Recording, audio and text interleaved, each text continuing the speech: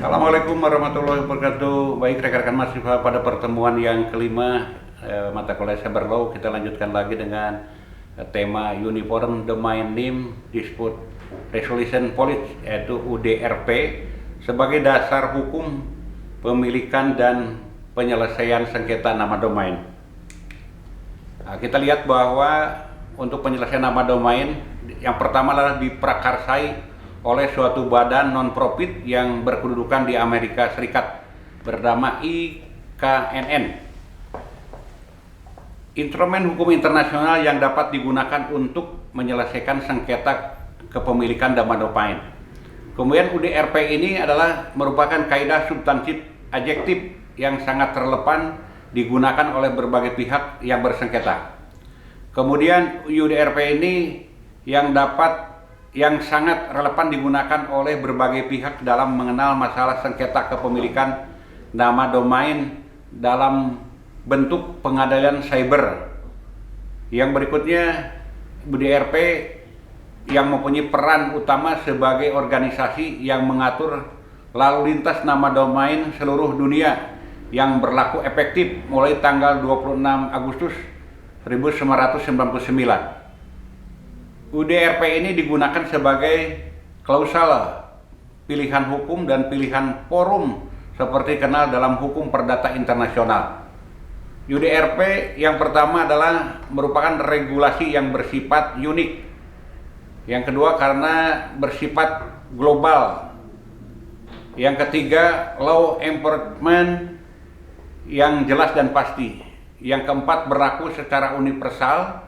Yang kelima bersifat memaksa bagi banyak pihak yang menyelesaikan sengketa melalui arbitrasi provider yang ditempatkan oleh IKNN. Ketentuan tersebut mengandung arti dalam register berhak untuk mengembalikan dan memindahkan maupun mengubah nama domain yang didaftarkan oleh pihak pemegang nama domain. Yang pertama, nama domain didaftarkan merupakan atau mirip dengan hak merek oleh pengguna.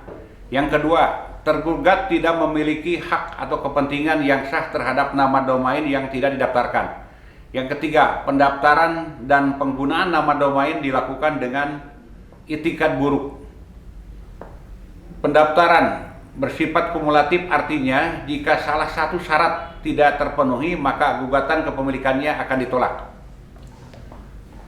Persyaratan yang diatur dalam paragraf UDRP ketiga, yang pertama adalah permintaan harus disertakan dengan permintaan tertulis dari pihak pemegang nama domain atau kuasanya. Yang kedua, putusan atau perintah dari lembaga pengadilan maupun forum arbitrasi yang berwenang. Yang ketiga, putusan panel administrasi sebagai suatu hasil penyelesaian sengketa kepemilikan nama domain yang dilakukan berdasarkan ketentuan yang tercantum dalam UDRP.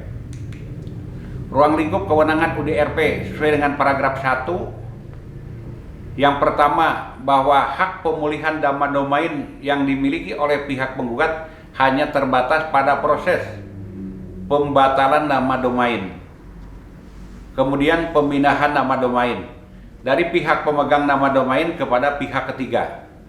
Yang kedua, jeda waktu 10 hari kerja untuk dapat menerapkan putusan panel. Yang ketiga, segala ketentuan proses administrasi yang diatur dalam UDRP tidak menutup kemungkinan bagi para pihak untuk menyelesaikan sengketa melalui lembaga peradilan yang berwenang, yang mempunyai yurisdiksi dalam memutuskan perkara.